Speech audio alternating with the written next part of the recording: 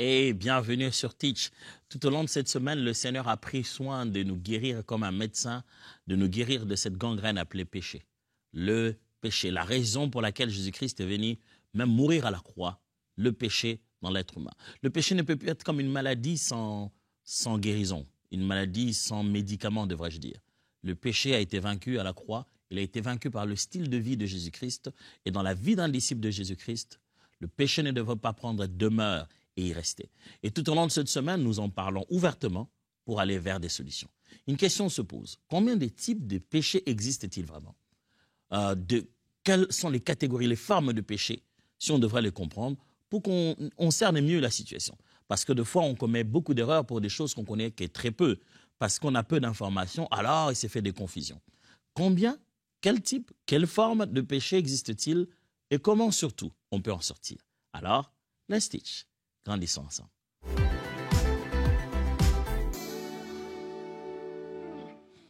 Lorsque l'on pêche, vous avez déjà su cela avec moi maintenant, que l'on pêche contre Dieu, l'on pêche contre soi-même, l'on pêche contre les autres, contre son prochain, contre la communauté, contre la société. Vous savez déjà que le mot péché signifie transgression, perversion, manque, déviation du but, illégalité, méchanceté dans le cœur. Le péché avec le singulier veut dire cette nature à l'intérieur de l'être humain à être rebelle devant Dieu. Et les péchés au pluriel sont donc les actes par lesquels il manifeste cette nature-là. Alors, les péchés au pluriel, les expressions de cette nature rebelle, de cette transgression de l'homme, de cette forme de révolte de l'homme vis-à-vis de l'autorité de Dieu. Les différentes expressions sont, et bien sûr, je l'ai dit, multiples. Il y a plusieurs manières où l'homme pêche, que ce soit contre Dieu, que ce soit contre soi-même ou contre les autres. Mais si on devrait présenter ça comme des modes de péché, des catégories, de genres de péchés. Pourquoi je fais cette catégorisation? Parce que souvent, nous, êtres humains, en commençant par moi-même le premier, avons tendance à voir d'abord le péché des autres. Parce que ces péchés-là sont dans une catégorie que tout le monde connaît. Et les péchés que nous commettons personnellement sont dans une autre catégorie peut-être qui est peu connue ou peu inspectée par les hommes. Paul aime dire ça comme ça, les apôtres en parlaient. L'Épître dit, il y a les péchés des uns qui sont connus, pendant que ceux des autres sont encore cachés. Il y a certains genres, catégories de péchés lorsqu'ils sont commis, je devrais dire péché, c'est public, tout le monde sait, voit et comprend. Mais d'autres, c'est invisible pour les hommes. Mais quel que soit ce qui est fait, ça reste visible devant Dieu. Alors, comment il nous arrive de pécher? Parce que n'oubliez pas, notre but, c'est de comprendre comment ça fonctionne pour en sortir définitivement. Premièrement, il existe ce qu'on appelle les péchés par action ou péchés d'action. Nous péchons, frères et sœurs, par l'action. L'être humain pêche en agissant. Il y a des péchés qui sont le fait de l'acte commis. C'est-à-dire, c'est ce que tu as fait qui est le péché. Certains aiment appeler ça péché par commission. C'est-à-dire, vous avez commis la chose, vous avez fait la mauvaise chose, la chose interdite, la chose dévouée par Dieu, la transgression, vous l'avez faite, vous l'avez consommée, vous l'avez exécutée. Vous vous êtes levé, vous êtes allé sur Internet, vous avez cliqué, vous avez téléchargé, vous avez saisi les textes, vous l'avez publié avec conscience dans votre tête que vous allez lui faire mal. Il voulait blaguer avec moi, il va se sentir. Je vais l'exposer sur Internet, je vais écrire un commentaire et les gens vont hier sur lui.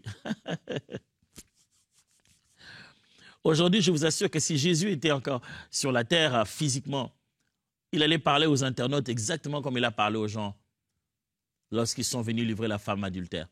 En disant, le premier qui d'entre vous n'a pas péché, jette le premier la pierre.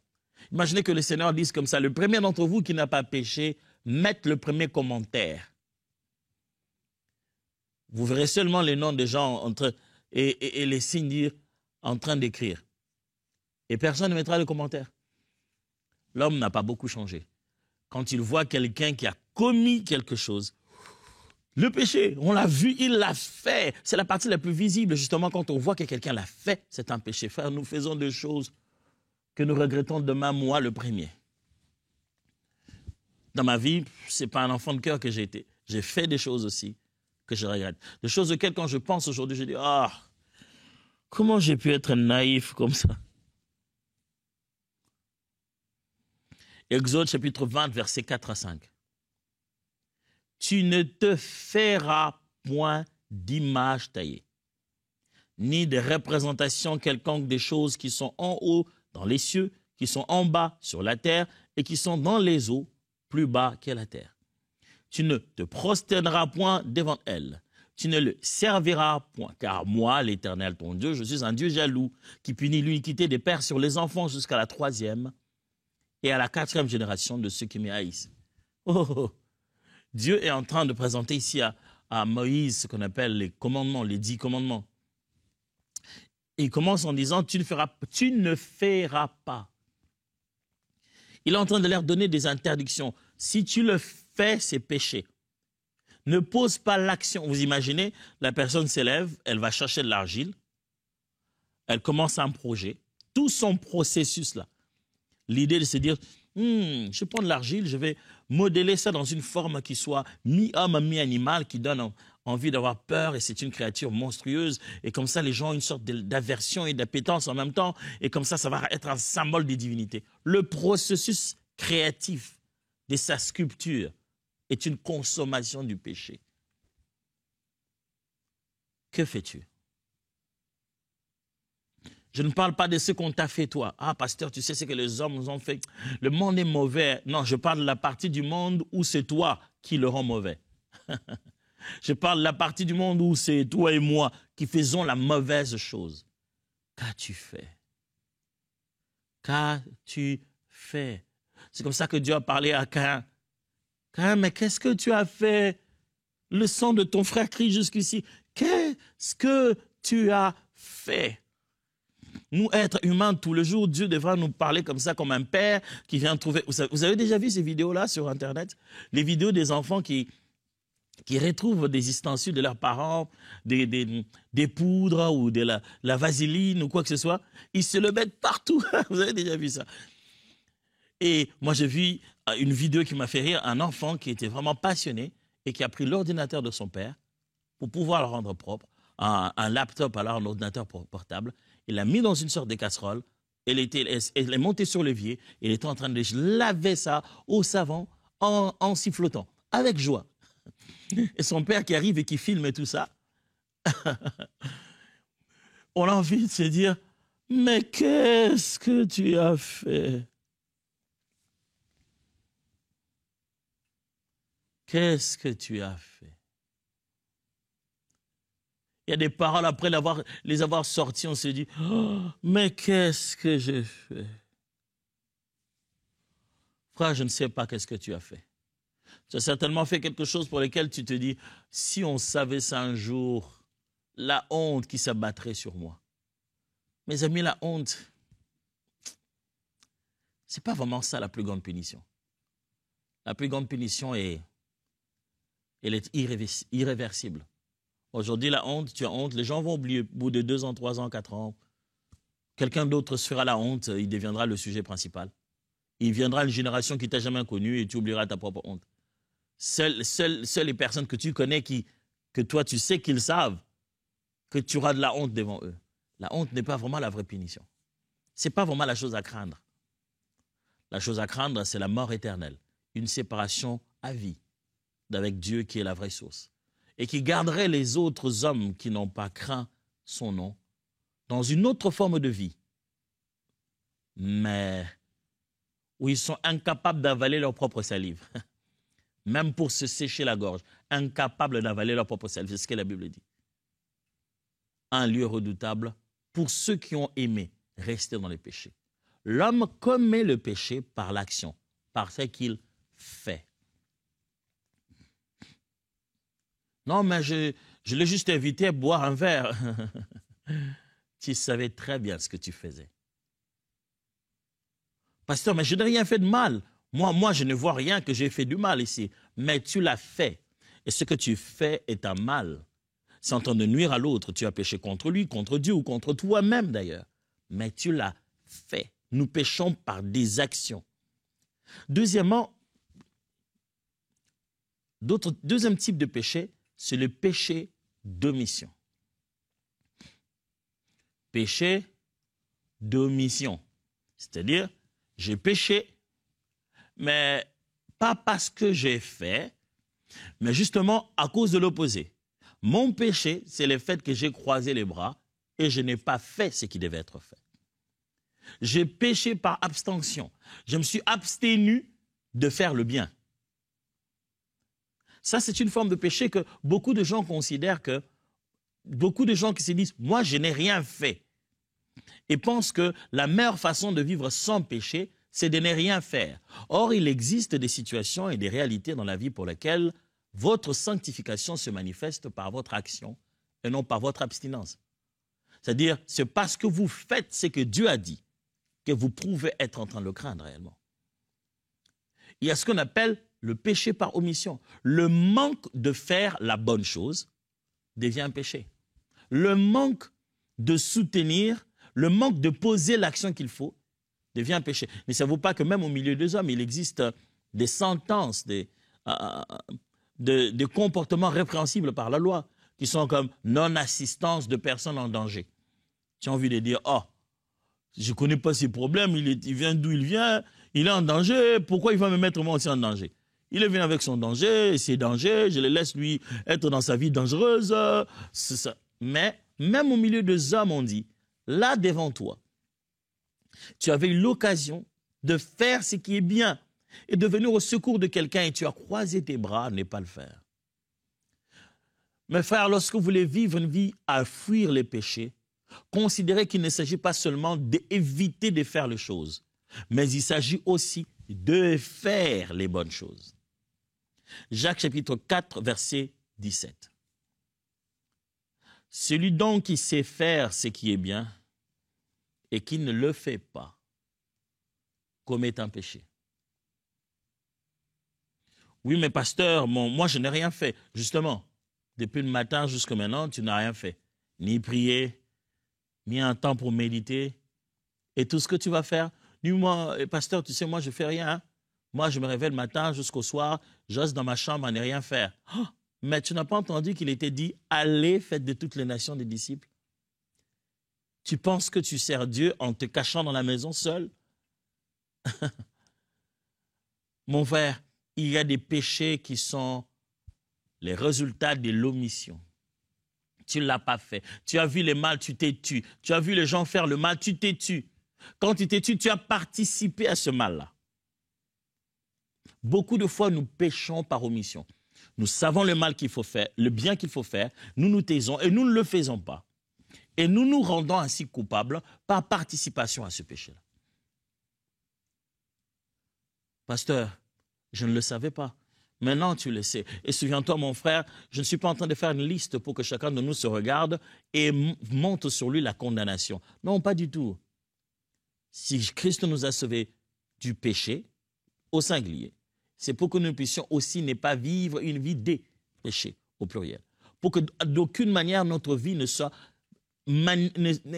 soit caractérisée par des actions répréhensibles. Et si nous sommes en train d'apprendre ces choses, c'est pour, 1, savoir de quoi Jésus nous a sauvés. 2, savoir comment aider les autres. Et 3, comment se battre jusqu'à la victoire à certains péchés qui continuent encore à se manifester dans nos vies. Message de condamnation? Non, moi je pense plutôt que c'est message d'avertissement, vérité de la parole de Dieu présentée. Je pense plutôt que c'est message d'aide et de soutien, surtout d'amour. Christ a été précédé par Jean-Baptiste qui a prêché la même chose. Lui-même a prêché la même chose. Et n'a pas hésité de leur dire, repentez-vous sinon vous mourrez comme eux. Jésus n'a pas hésité de leur dire ça. Je ne suis pas en train de vous dire, attention, repentez-vous sinon vous mourrez comme eux. Parce que Jésus l'a déjà dit, je ne fais que répéter ce qu'il a dit.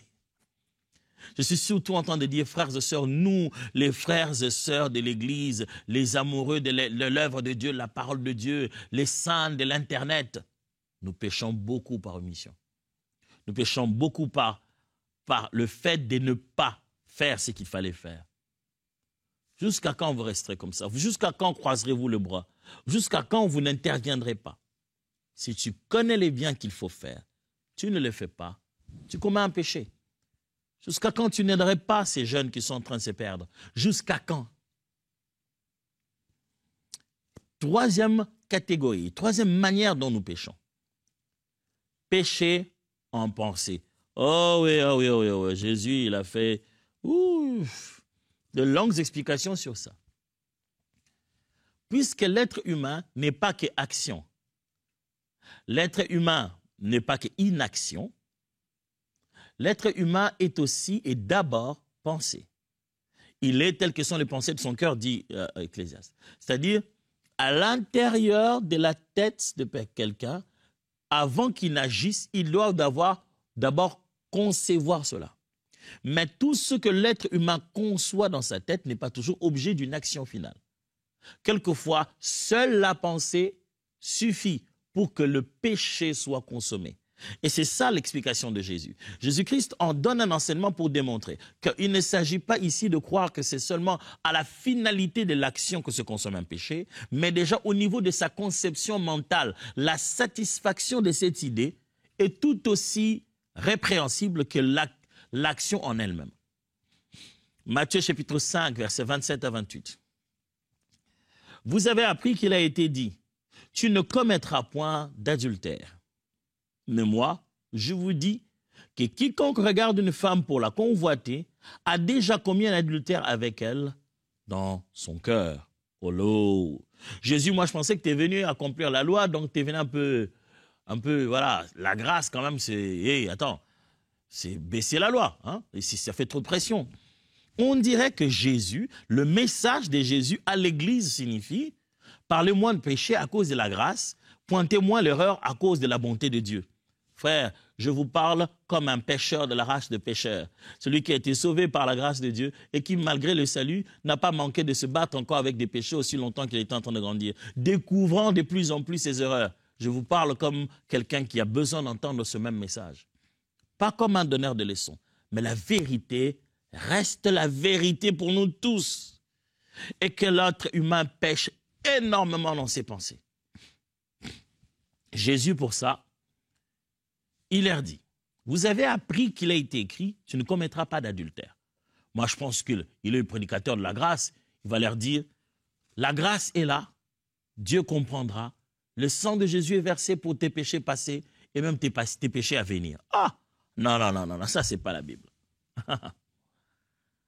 Par contre, Jésus leur dit, au lieu de baisser le standard, toi, le Fils de Dieu qui est venu avec la grâce, on dirait qu'il a corsé les choses. Il dit, vous avez appris qu'il a été dit, tu ne commettras pas d'adultère, c'est-à-dire tu ne feras pas l'acte de la fornication dans un contexte où vous êtes marié déjà, c'est-à-dire qu'un homme marié ne se retrouve pas en train de forniquer avec une autre femme mariée, vice-versa. Dans ce cas, partie de l'adultère. Il leur dit, moi, je vous dis, Jésus nous dit, donc ça va être un peu relax. Non, Jésus dit, moi, je vous dis, celui qui regarde, n'a même pas touché, oui, il regarde, mais il n'a rien fait, regarde.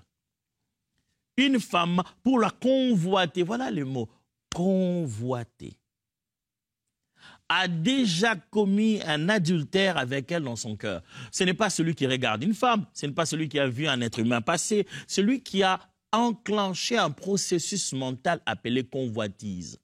À ce stade-là déjà, les choses sont faites.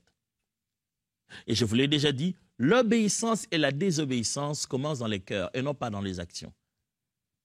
Quand vous avez obéi à l'intérieur, Dieu sait et il va vous dire, n'es-tu pas Isaac, je sais que tu as obéi. Et quand vous avez déjà désobéi dans le cœur, Dieu sait. Il sait que vous avez déjà commis l'adultère avec cette femme dans vos pensées. Mais, pasteur, moi je pensais que l'adultère c'est quand même un acte sexuel consentant. La définition du péché maintenant commence à être comprise à la manière de Dieu. Non pas d'après les dictionnaires des hommes et les institutions humaines. L'adultère, ce n'est pas le fait que vous ayez décidé entre deux adultes consentants commettre un acte en vous cachant par rapport à l'engagement que vous avez. Mais non, L'adultère, c'est qu'un seul adulte a désiré de concevoir une image sublimée, fantasmée d'un autre adulte inconscient. Et l'adulte qui a pensé, ou l'enfant ou l'adolescent, qui qu'il soit, qui a pensé et conçu comme ça, lui seul, avec cette image fantasmée, a commis le péché déjà dans son cœur. La pensée est un milieu pourri. Oh, si on voyait la pensée des musiciens, si on voyait la pensée des gens à l'église, si on voyait la pensée des gens qui... Ouf! Mon frère, je t'en supplie, ma sœur, bats-toi là-bas à l'intérieur. C'est pourquoi on vous encourage à la parole. C'est pourquoi un disciple de Jésus doit remplir son cœur avec la parole de Dieu. Pasteur, ça veut dire quoi? Ça veut dire que je ne vais pas penser. Non, non, non, tu vas penser, mais il y aura une force plus grande que la simple pensée qui est passée dans ta tête. Une volonté de plaire à Dieu qui va redresser progressivement tes pensées pour qu'elles n'aillent pas vers la convoitise, qu'elles n'aboutissent pas à, qu'elles ne deviennent pas une consommation finale d'un mal possible. Ah, la dernière catégorie, la dernière manière dont l'être humain pêche, c'est le péché, dit ici, collectif. S'il y a péché d'action, s'il y a péché d'omission, s'il y a péché de pensée, il y a aussi ce qu'on appelle le péché collectif. Ésaïe 1 le dit bien 10 à 17. Ésaïe 1, 10 à 17, restez avec moi. Écoutez la parole de l'Éternel, chef de Sodome. Prête l'oreille à la loi de notre Dieu, peuple de Gomorrhe. Qu'ai-je à faire de la multitude de vos sacrifices, dit l'Éternel? Je suis rassasié des holocaustes de béliers et de la graisse de veaux. Je ne prends point plaisir au sang des taureaux, des brebis et des boucs. Quand vous venez vous présenter devant moi, qui vous demande de suer mes parvis? Cessez d'apporter des vaines offrandes. J'ai en horreur l'encens, les nouvelles lunes, les sabbats et les assemblées. Je ne puis voir les crimes s'associer aux solennités. Oh, waouh! Mon âme est vos nouvelles lunes et vos fêtes. Elles me sont en charge. Je suis las de les supporter. Quand vous étendez vos mains, j'ai détourné de vous mes yeux. Quand vous multipliez les prières, je n'écoute pas. Vos mains sont pleines de sang. Lavez-vous, purifiez-vous, ôtez de devant moi, de devant mes yeux, la méchanceté de vos actions. Cessez de faire le mal. Apprenez à faire le bien. Recherchez la justice. Protégez l'opprimé. Faites le droit à l'orphelin. Défendez la veuve. Oh. Dieu ici est en train de parler à tout un peuple. Et il charge le peuple d'un péché, d'une vie de péché. La veuve n'est pas défendue, les droits des orphelins ne sont pas pris en compte, l'opprimé n'est pas protégé, la justice n'est pas dite de la bonne manière. Les gens préfèrent le mal plutôt que le bien. Et j'aime cette phrase, il dit, je ne puis voir... Je ne puis voir le crime s'associer aux solennités. C'est-à-dire, le peuple fait des actions solennelles, publiques, nationales, mais remplies de crimes et de bêtises. Les gens saluent les drapeaux, pourris par les sangs innocents. Tout un peuple peut prendre un comportement influencé par des idéologies qui sont des idéologies de péché et de destruction. Tout un peuple comme ça. On pêche par appartenance à un groupe de philosophie et d'idéologie. Ah non, mais moi, je n'ai rien fait. Le fait autant que tu as porté le polo, que tu as été avec eux et tu as accepté d'être avec eux, que tu as travaillé, le fait d'être avec eux, même si tu n'as pas posé l'action, tu as fait ce qu'on appelle un péché collectif. Et Dieu réagit pas seulement individuellement. Dieu, de fois, réagit contre une catégorie de personnes. Pasteur, tu l'as bien dit, on a vu qu'on peut pécher de 4 manières. On fait quoi maintenant? Simple. Péché contre, péché par action. Et si vous preniez ce que la Bible dit, soyez remplis du Saint-Esprit et vous ne commettrez pas les œuvres de la chair. Vous ne vous soumettrez plus. Vos actions seront différentes lorsque vous êtes rempli du Saint-Esprit. C'est quoi cette histoire d'être rempli du Saint-Esprit? Ils disent toujours que s'il ne faut pas pécher, il faut être rempli du Saint-Esprit. Intéresse-toi à ça d'abord. Intéresse ça à toi, à cela de près. Dis-toi, c'est exactement quoi cette affaire d'être rempli du Saint-Esprit. Et si personne n'arrive à te l'expliquer bien, parle à Dieu directement. Moi, on m'avait expliqué beaucoup de choses sur le Saint-Esprit, je n'arrivais pas à comprendre, ils étaient trop spirituels. J'ai un côté cartésien qui n'arrivait pas à en faire entrer ça dans la tête. Un jour, je lui ai prié, je dis, Seigneur, on me parle de toi, on me parle du Saint-Esprit. Je ne comprends pas qui tu es. Saint-Esprit, révèle-toi à moi. Je me souviendrai, je n'oublierai jamais. On était à genoux en train de prier en groupe d'intercession et il m'arrivait de ne jamais même parler en langue. Je me suis levé, je me souviendrai toujours. La position qu'on tenait, j'ai eu envie de me soulager. Je me suis levé, je suis allé me soulager. À mon retour, vous imaginez, je suis allé me soulager. Donc, on sous-entend que d'une certaine manière, je me suis un peu distrait. J'ai quitté, je suis parti. Quand je suis revenu, on était tous à genoux en cercle, en train de prier. J'arrive, au moment où je mets mes genoux et au moment où je mets mon front au sol pour continuer la prière, je me mets à parler en langue jusqu'à la fin du temps de la prière. Sans aucune forme d'apprentissage. Ces jours-là, bam! Soyez remplis du Saint-Esprit et vous n'accomplirez pas les œuvres de la chair. Mais pasteur, par omission, on fait quoi? Pensez à la sanctification comme une action et non pas comme une abstinence. Les jours viennent, nous parlerons de la sanctification. Mais sachez-le bien que pour craindre Dieu, ça ne signifie pas seulement éviter les mal. Pour craindre Dieu, ça signifie aussi être en action sur terrain pour sa gloire. Pensez agir dans les biens que de seulement éviter les mal. En évitant les mal, on ne le diminue pas sur la terre. Il faut plutôt remplacer le mal par le bien. Il faut agir, faire des choses en faveur du bien. Troisièmement, le péché, en pensée, que faire? Je l'ai presque dit pendant que je le disais. Remplissez votre cœur de la parole de Dieu et entourez-vous des gens qui en parlent.